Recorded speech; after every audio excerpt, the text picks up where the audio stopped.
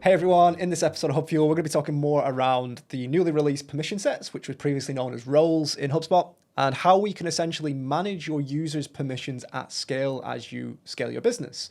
So making sure that if you were adding 50 people at a time or onboarding mass amount of people, how do we update all their access in lieu of that to save you time, make you more efficiencies going forward within the CRM. So without further ado, let's take a look and let's jump into HubSpot. You may have teams, but within those teams, people have different roles, right? And as we know, HubSpot as a platform is quite well-versed. It's quite built out in terms of you've got marketing tools, customer service tools, and so on. So what we can actually do is you have a tab at the top called permission sets, which is essentially available on Enterprise, where you can actually create roles, essentially, within the CRM. So you can actually create a permission set. We could call this, for example, business development representative, like so.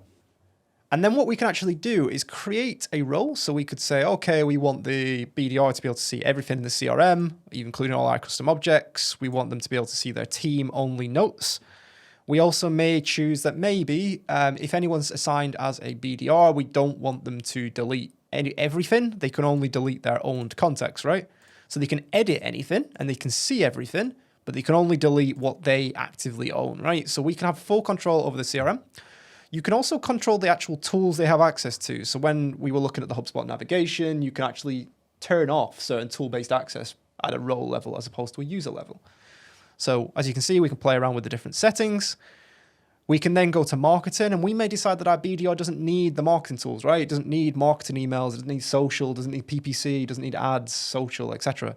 So we can actually just turn that off, but still retain access so they can create lists, they can access forms, and they can upload files into the marketing file repository.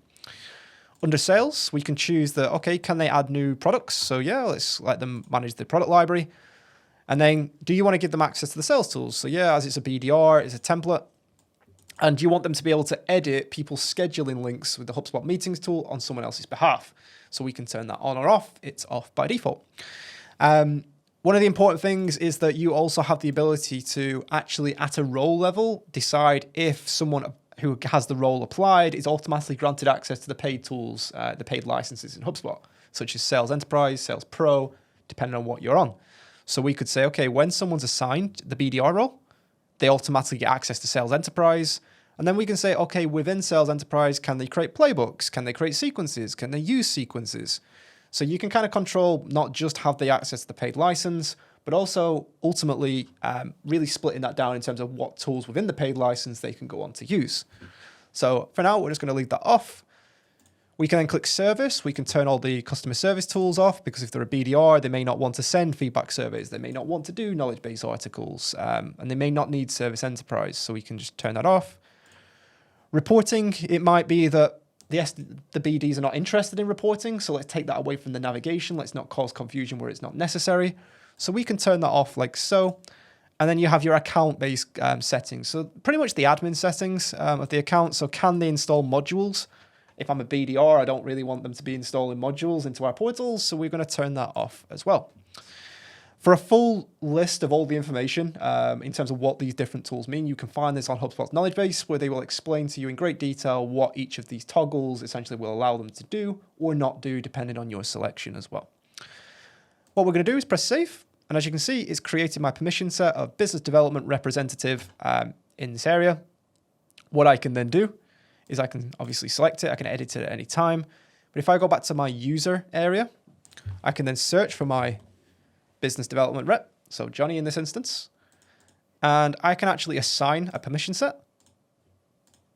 So I'm removing from an admin, set him to a business development rep, and as you can see, he can then be assigned that at scale.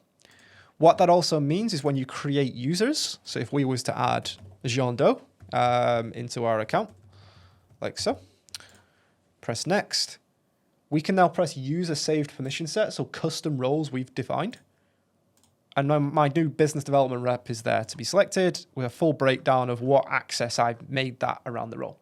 This is really scalable for when you're adding more than one person at a time. So if you're adding 50 people to the CRM and you're doing a mass onboarding, roles will save you a lot of time, a lot of headspace rather than doing this individually on an email by email basis.